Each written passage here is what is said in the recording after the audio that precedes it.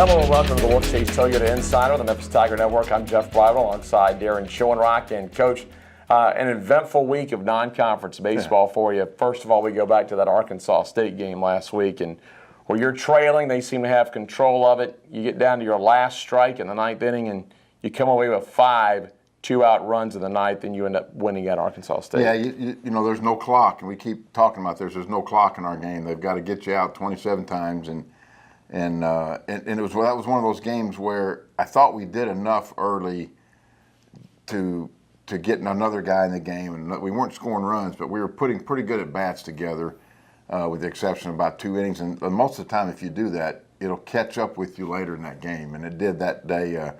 We had a few guys that just refused to go quietly in the ninth and kept battling, kept winning pitches, and we hit some balls hard. You know, there's a couple of plays they didn't make, but that happens in college baseball. But credit to our offense, and then, you know, Bailey Wimberly comes in, and that was the key on the mound that game, is Bailey coming in and kind of quieting things down for a few innings and giving us a chance for that to happen. Coach, you turn around, you come over on the weekend and play at home. Another doubleheader. It's the season of doubleheaders, it seems, around college baseball, at least in the American Conference. Yeah, we lose a tough game Friday night where we only scratched 1 run. Left-handed pitcher just plus and minus got us in the air too much, and I felt like going into that thing, we're going to win this thing 1-0, and we need to win some of those because they happen occasionally in our game, and then we gave a few things away from the mound, and so we lose a tough one Friday night to a very good Southern team, a team that's projected right now to be in the regionals as the champion of the SWAC, and they're very well coached, good athletes, and then to win two the way we did Saturday takes some perseverance. And you had to grind some out. That was a long day, a 12-inning game for game 1. Hunter comes up big, and then game 2 shortened at the very end by some lightning that we knew was coming in. There's no way you're going to get to play again, but the 5 runs late in that game were huge in game 3 of the series. They were huge. They gave you a little breathing room, and you know, had we continued playing that next inning, actually you were going to see Truman Thomas take the mound for the first time. We finally have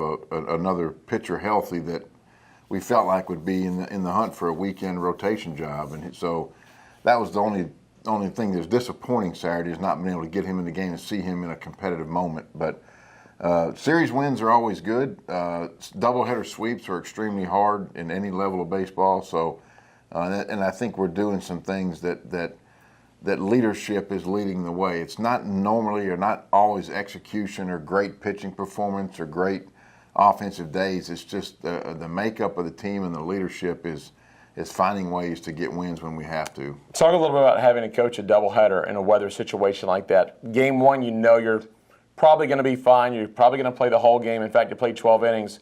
But even in that game, leading into what could have, we thought, maybe shortened to a 5 or 6 inning game, when we saw the radar earlier that day, you're not only battling Southern, you're battling certain situations to try to get an early lead. So if that game is called off at some point, you have the lead, and after 5 innings, you have a win. Yeah, you know, going into the day, all the forecasts we're getting, I wasn't really worried about it. I was like, okay, we'll be well into the second part of that game 2 before it happened. Then we play 12 innings in game 1.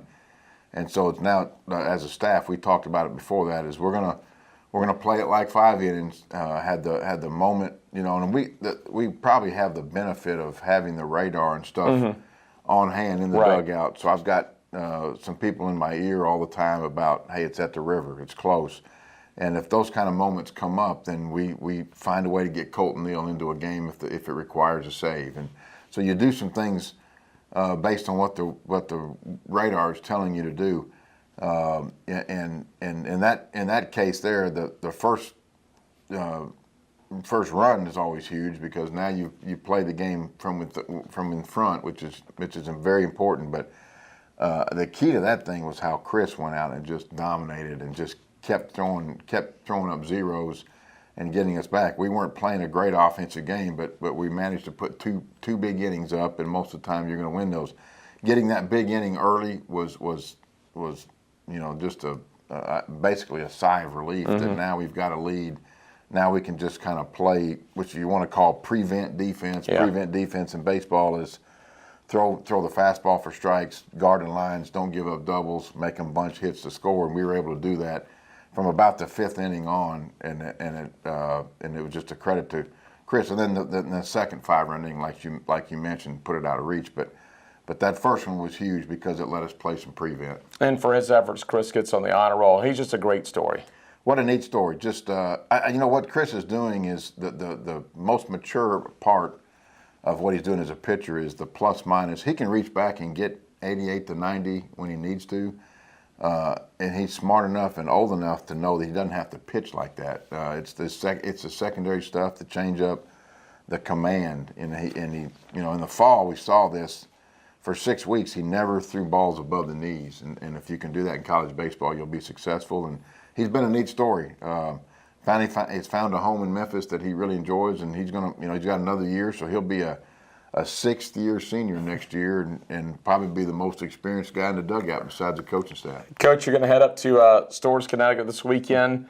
3-game series with a perennial contender in the league, Jim Pender's UConn Huskies. May have some rain, maybe playing another doubleheader. We don't know, but it always seems when you go up there, you battle not just UConn, you battle those conditions. Yeah, you battle. And then the other thing is they got another. This will be the 4th year in a row they've had a left-handed pitcher that's a first-round pick, Fioli, and he'll be their 4th consecutive first-round pick on Friday night, which is it's like facing John Bolin 4 years in a row, and except a round higher. And so he's hard to deal with, and he's hard to deal with in their park. The challenges, I feel really good about it, Jeff, because we've had a couple of days now with no midweek games to let our guys breathe a little bit. We're going to get back to work today. You want to go into that trip fresh, and because you play at strange times, no lights, so you play day games. You get up there late at night, day game. You battle weather. You got to figure out how to squeeze doubleheader days into a field with no light. So you start some games. We started a game at 9 in the morning up there a few years back. So definite home field advantage for them, which they don't need with the talent they have. But it's another challenge that our guys know about going in. So you take it one day at a time, and this problem is going to be alleviated next year. They're spending the $20 million and building an unbelievable complex now that we'll be on next year. But a good challenge, very well coached, very talented, and just another typical tough American Athletic Conference opponent. All right, Coach, thanks a lot. Thanks, Jeff. Head Coach Darren Schoenrock, I'm Jeff Brightwell for the Wolfchase Toyota Insider on the Memphis Tiger Network.